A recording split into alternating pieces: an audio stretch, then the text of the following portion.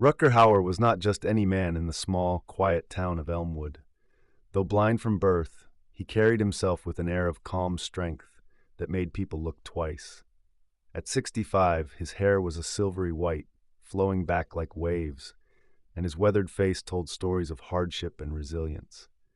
He lived alone in a modest wooden house at the edge of town, his companion being an old, loyal dog named Scout. What Rutger lacked in sight, he made up for with an extraordinary ability to sense the world around him. In Elmwood, most people respected Rutger. They admired the way he walked through the bustling marketplace with ease, his cane tapping rhythmically against the cobblestones.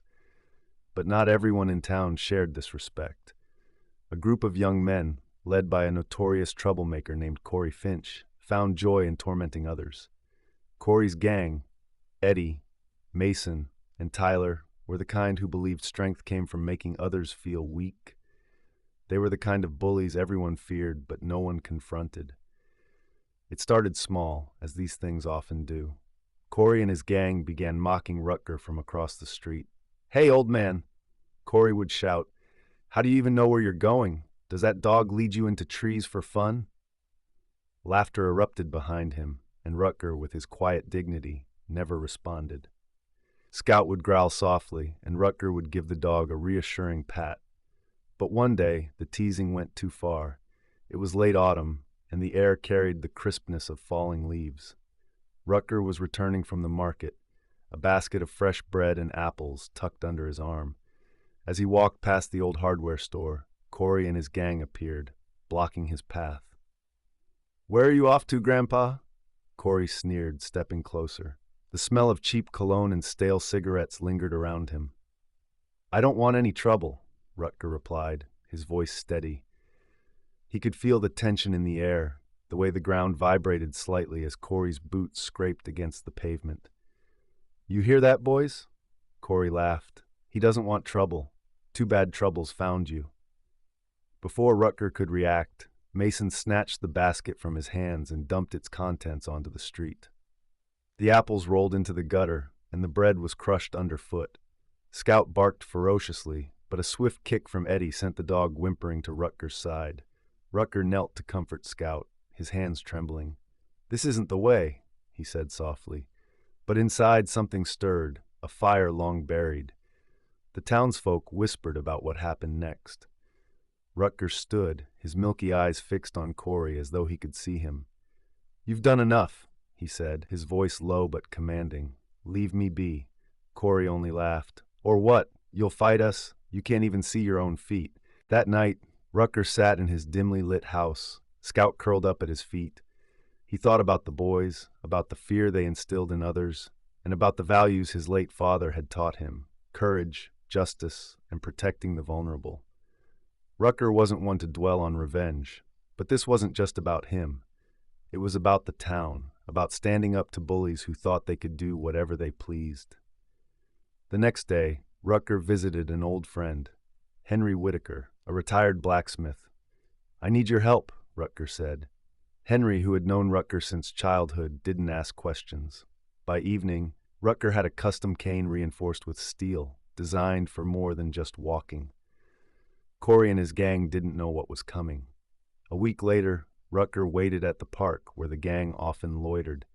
He had overheard their voices the night before near the bakery, boasting about their misdeeds.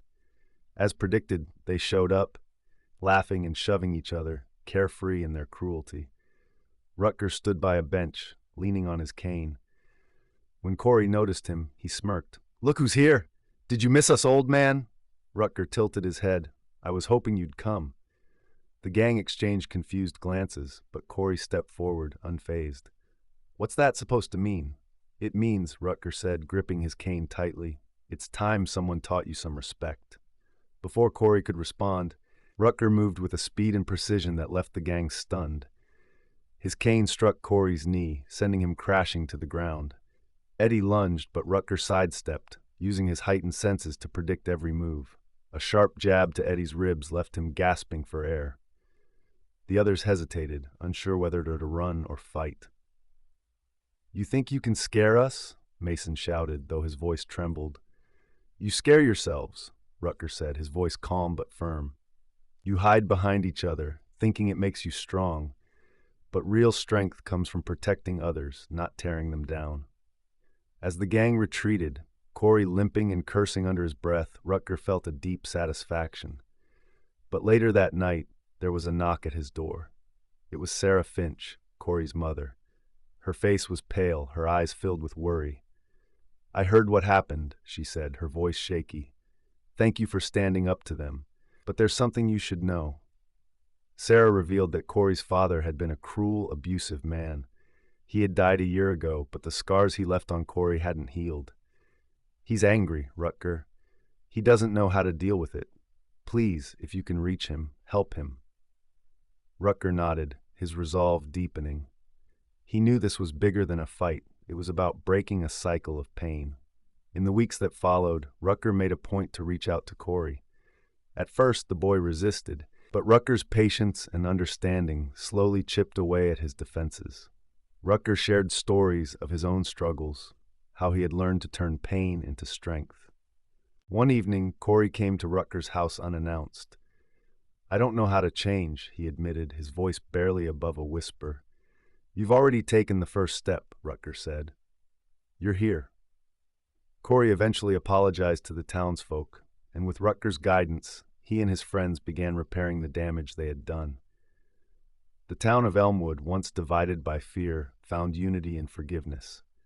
Rutger Hauer, the blind man with unshakable courage, had not only eliminated the bullies, but had also transformed them, proving that even in darkness, there is a path to light. That's the story, friends. I hope you enjoyed it. It was a pleasure sharing it with you all. Don't forget to comment below and let me know where you're watching from. It's always fun to see the global reach of these stories. And if you haven't already, please hit that subscribe button for more amazing stories, tips, and tricks.